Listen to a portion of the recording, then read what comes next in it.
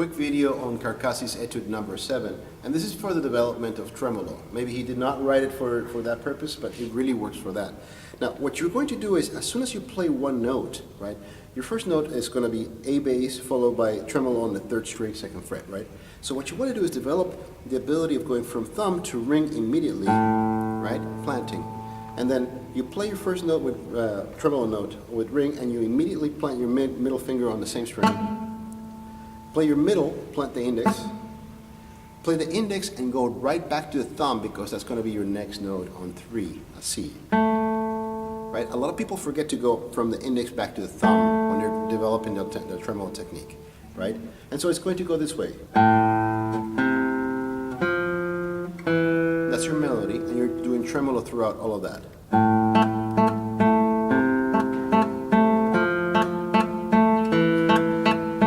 The fascinating thing about this etude is that it combines tremolo with arpeggios, or ornamented arpeggios of chords. Right? First you have a D minor, right? Then you have a kind of ornamented A minor, inverted, sorry. Then E7, then back to A minor, right? So thumb to index to ring, ring to index. Then index to thumb.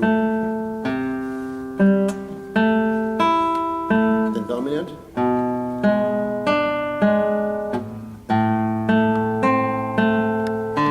You switch to using middle finger. You could keep on using the ring finger on the 2nd string if you want. Sorry.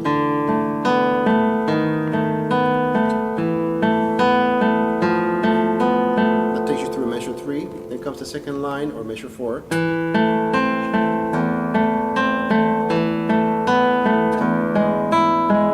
Right? And then you're back on the main theme.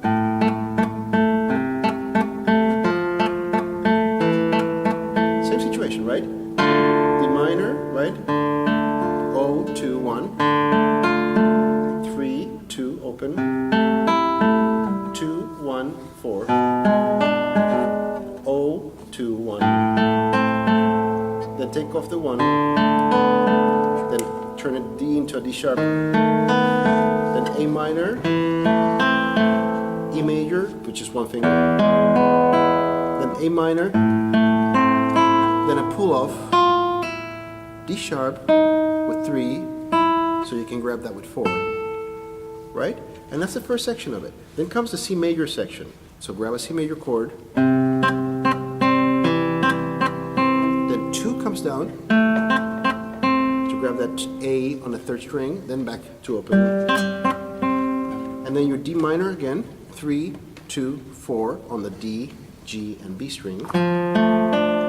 Then you have A7, then D minor, then D7, which is a dominant of G, and of course after D7 you're going to get the G. Then just bring it down an octave. This is difficult, right? Because your thumb has to go all the way to the 6th string, right? Right? Then you have the A, chromatic line descending, then the B, and you land back on C, D,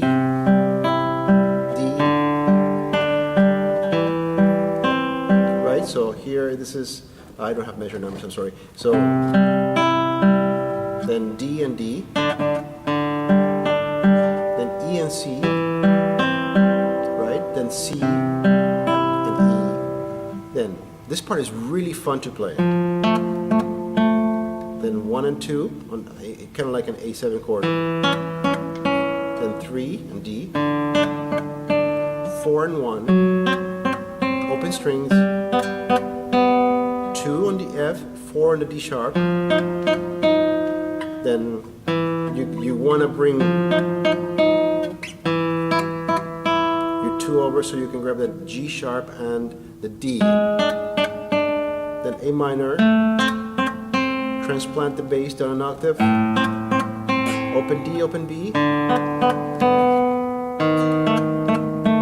That works as your dominant 7th of E major. And then you have this kind of rhapsodic little part that is going to take you out of the 1st position. Then jump over to 4th position. Then pinky, and then 2 on the A with E bass. Back to first position, pull off. D sharp with 4, D natural, 1, B, 2, and then you repeat the same thing.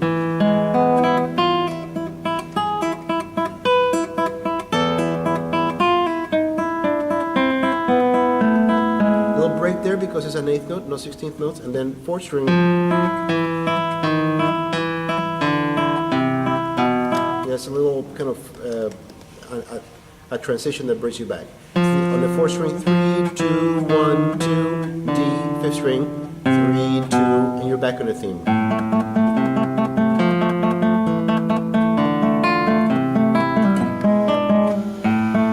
And here, bar on the 3rd fret, then A7, D minor, A inverted, D minor, right? So the chords.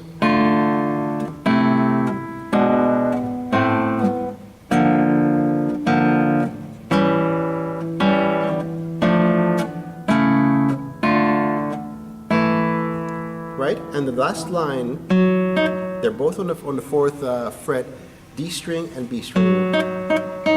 1 on the G string, bring that back to first position, hinting at E major chord, then A minor,